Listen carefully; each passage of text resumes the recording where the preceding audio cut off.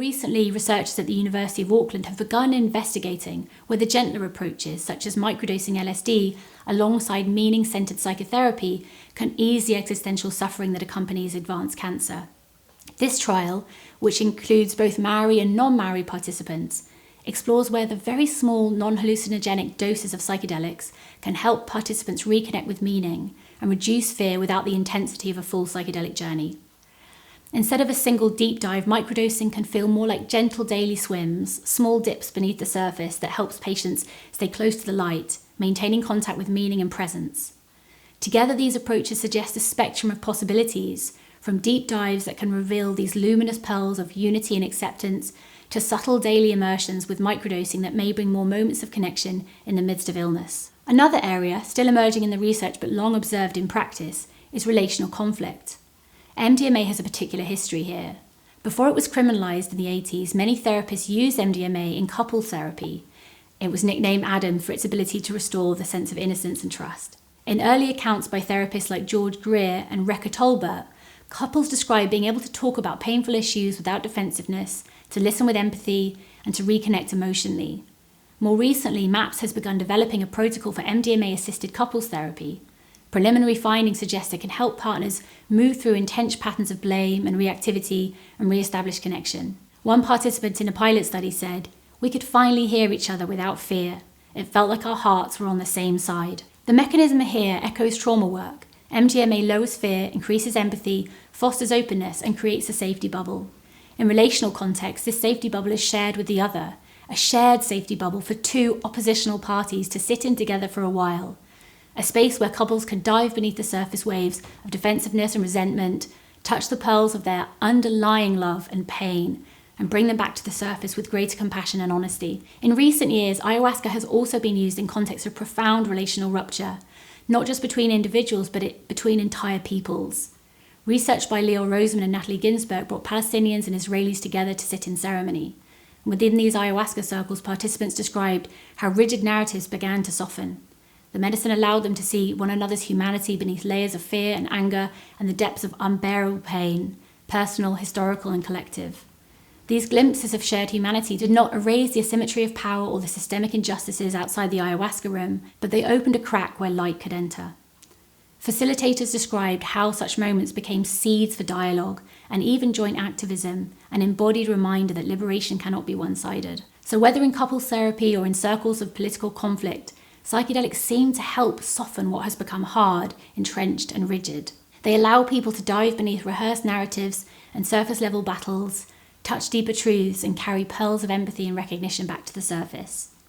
The medicine itself does not resolve the conflict, but it creates a possibility, a rare moment of spaciousness where new paths of connection can begin. We'll return to this more in Module 6. Finally, I want to name a group that doesn't fit into any psychiatric categories, people who feel flat and have been suffering for so long that they say they just don't feel much anymore. In the pearl dive imagery, flatness is like being stranded on the surface of the sea where the waters feel colourless and still. There are no waves of grief or rage, but also no sparkle of joy, just drifting, gradually drowning.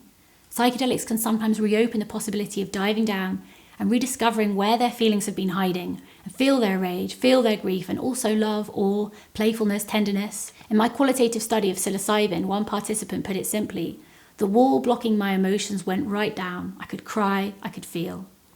And even if that aliveness fades without ongoing support, the memory of feeling again can be life-saving. We've mentioned ketamine, which offers a different kind of intervention. The sessions are much shorter and don't always come with a big deep dive with lots of intense new feelings. But the afterglow for a few hours or days after a session can bring a lightening of mood, a loosening of mental loops, and a softening. For someone trapped in suicidal despair, this reprieve can be like breaking the surface and gulping air. In one study, a participant said, "The thoughts were turned down so I could breathe again." That window of relief may be brief, but it can buy precious time to reach for safety and begin to imagine life continuing.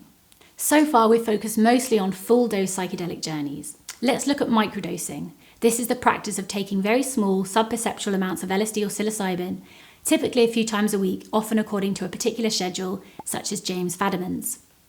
The aim is not to alter consciousness dramatically, but to gently shift mood, focus, or well-being. Most of the evidence so far comes from self-reports and observational surveys rather than rigorous trials, so we don't yet have conclusive evidence. But there are some case studies for mild depression or anxiety, some improved mood, energy and motivation, and in PMS and PMDD, easing mood swings, irritability and tensions.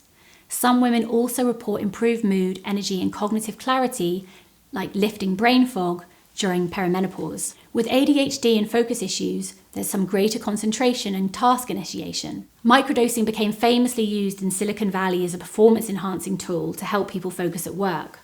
It also apparently can help with creativity and problem-solving, bringing more divergent thinking, flow and innovation. With chronic pain and inflammation, a few case reports suggest that microdosing may ease conditions like fibromyalgia and arthritis. With cluster headaches and migraines, they're sometimes reported to improve, possibly by modulating perception of pain or lowering inflammation. And in substance use and cravings, some report reduced desire for alcohol or nicotine. In sports, some athletes report a subtle improvement in body awareness, endurance, and recovery. And finally, relational openness. Some people may feel more able to tune into their empathy. But despite the enthusiasm, controlled studies show mixed results. A large trial found many effects could be explained by expectation, the placebo effect. And there are also risks. For some people, even small doses can provoke anxiety, agitation, or mood swings. And for those with bipolar tendencies, microdosing can trigger hypomania and destabilization, and combining with lithium can be unsafe. Microdosing is also not advised for people with psychosis risk, nor during pregnancy or significant cardiovascular conditions. And people on blood pressure medications should be cautious about drug interactions. It's also worth noting that SSRIs and other depressants may blunt effects. And for people using it purely for productivity, it can reinforce the very culture of overwork and disconnection that many of us are trying to escape. Microdosing can become another performance-enhancing tool which can reinforce burnout or productivity addiction and contributes to that individualistic competitive culture.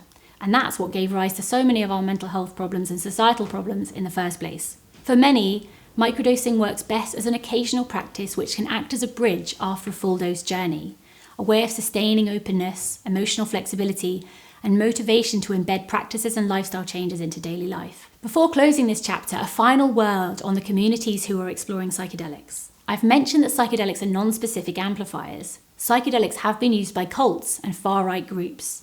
They are not inherently benign, and they won't inherently make you a happier or better person. They can do the opposite. In session 5, we'll look at how psychedelics can make people over-connect to self, which looks like self-obsession, messiah complexes, narcissism, and over-connect to others, which looks like cults, and over-connect to the world or universe, which looks like spiritual bypassing, using spiritual ideas to avoid facing pain or difficult truths in your own life. Find out more on advaya.life.